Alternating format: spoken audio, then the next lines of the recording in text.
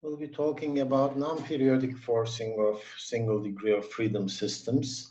Until now, we have been considering harmonic and periodic forcing. Now, this is more general. In this case, the forcing is rather arbitrary and has no period. So if you have a single degree of freedom system, it's forced by a random looking function that changes over the time. It is a function that doesn't repeat itself. So there is no steady state response anymore. The only response we get out of this is a transient response. And we want to solve for this response.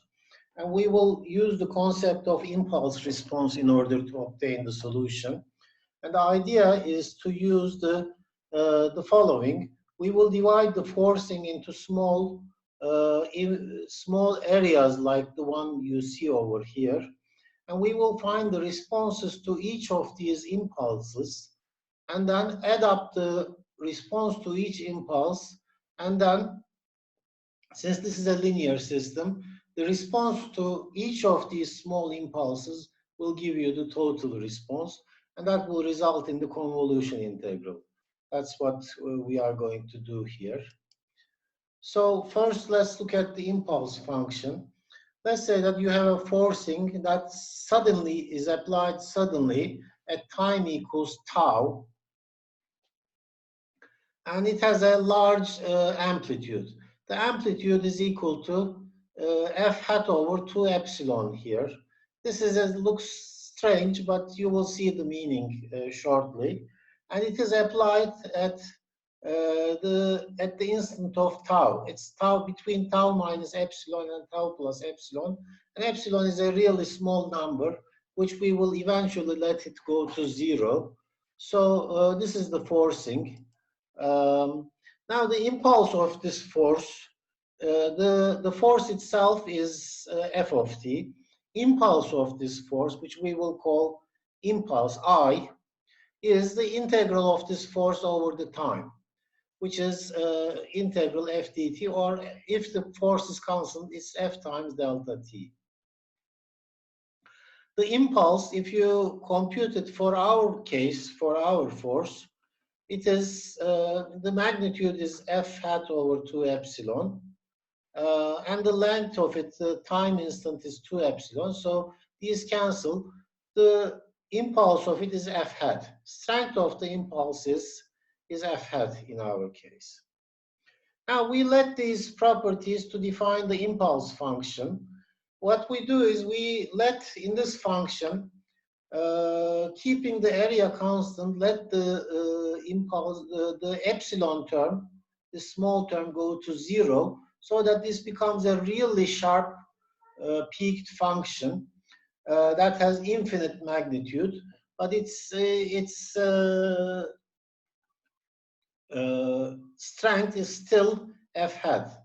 So the f of t minus tau is equal to 0 when t is not equal to tau, and it is equal to infinity when f is equal to t is equal to tau.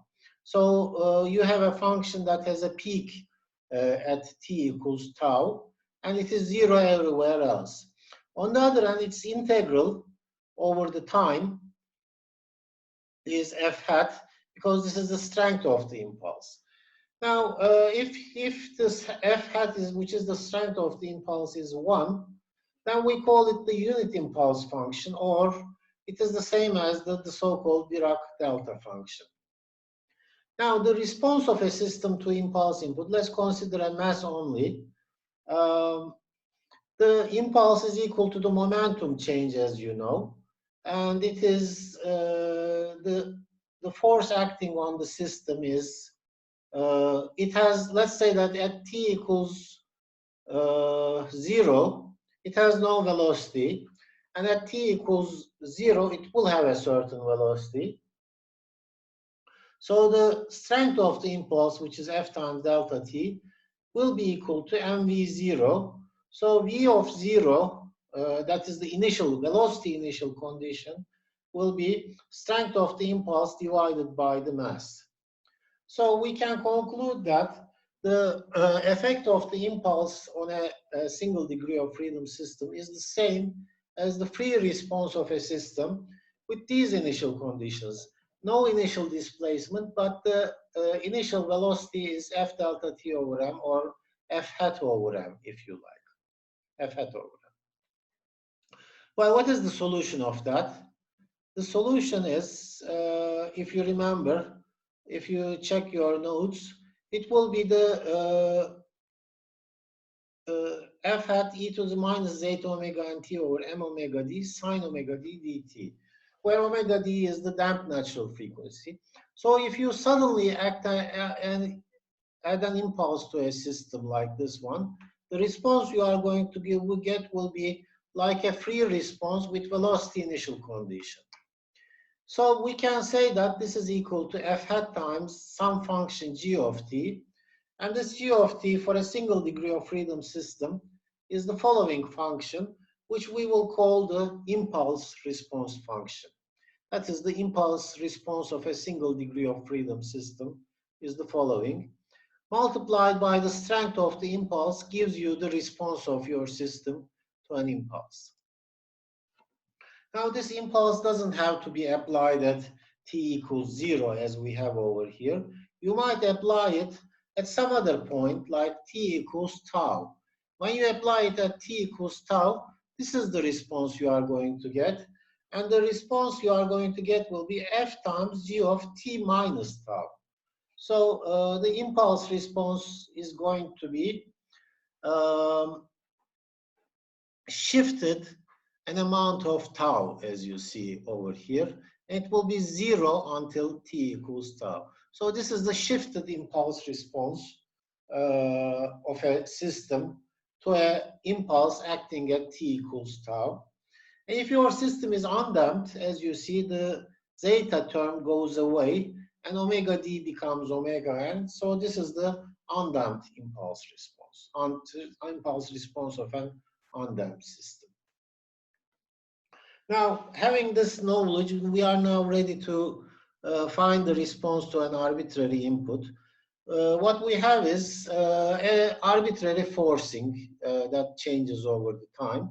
What we will do is we will find the responses to each of these forces, T1, T2, T3, etc., and sum them up. As you know, the response to, let's say, f of t1 is the impulse of that force, which is f times delta t, times the impulse response of that system at time equals ti. So each of these is the responses. So we add them up to get the total response, as you see. And then we let the delta t term, which is the small time increment, go to 0, and what we call the summation of tj terms, each of these sums, go to tau, in which case we get this summation becomes an integral, and there is a name for that integral. It is the convolution integral. So we can find the solution to our system by adding up the individual responses to each of the impulses, and the result is the convolution integral. It's a compact looking form, but actually it's not that simple to evaluate the convolution integral. Remember that g of t minus tau is the following function, which is a, it contains e to the minus zeta omega n, sine omega d, etc. And you have to multiply it with the forcing function and take the integral. That can be done only numerically or for very simple cases. Otherwise, the convolution integral is really hard to evaluate. Now we have a simple example, which is an undamped system. For an undamped system, the forcing, the impulse response is rather simple. It is 1 over m omega n sine omega n t. Let's say that the forcing is a force that starts at T1 and ends at T2 and has a magnitude of F0. And let's assume that there is an initial condition of x0 here, although it is not stated here. That is the problem. So we start from x of 0 equals x0, v of 0 is 0, and then the forcing starts at T1 and ends at T2. So the total solution here is the homogeneous solution plus the particular solution. Let's start with the homogeneous solution. Homogeneous solution is the solution for response to initial condition, and it is x0 cosine omega n t when t is less than t1. That is, up to here only the homogeneous solution is there. Between 1 and 2, we have to take the integral. Let's say from point 1 there is a force now, but we have to take the integral from 0 to any value of t. So we take the integral first from 0 to t1 and then t1 to t. And as you see, from 0 to t1, f is 0, so this term goes away. So the integral is from t1 to t of f0 m omega n. This is the impulse response time d tau. We take the integral from t1 to tau, so we get f0 over m omega n squared 1 minus cosine omega n t minus t1. So this is the solution for from t1 to t2, okay? But the t values are general, that is, you don't include t2 inside the integral, but it is valid only up to t2. And then when t is greater than t2, you have to do the integral from 0 to t1, t1 to t2, and t2 to t again. So if you do that integral, first two terms, first of all, die out. They are 0 because, well, the forcing is 0. In between t1 and t2, you take the integral. So it becomes, you evaluate it from t1 to t2, and it becomes f0 over m omega n squared cosine omega n t minus t2 minus cosine omega n t minus t1. So the total solution is the following. Between 0 to t less than t1, you have the homogeneous solution. Between t1 and t2, you have the homogeneous solution plus the particular solution in that domain. And when t is greater than t2, you again have the homogeneous solution plus the particular solution in that domain. So even for this simple example, the solution is rather complicated, as you see. And the solution you get out of this can be plotted over the time for certain values. Let's say when these values are given, this is the solution. Now the convolution integral, as I said, is a compact and nice way of expressing the solution, but it's hard to evaluate for realistic systems. Only way you can do it is numerical solution, really.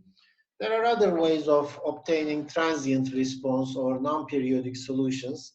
One of them is, for example, the Laplace transform. But the most general way is the numerical solution for non-periodic forcing.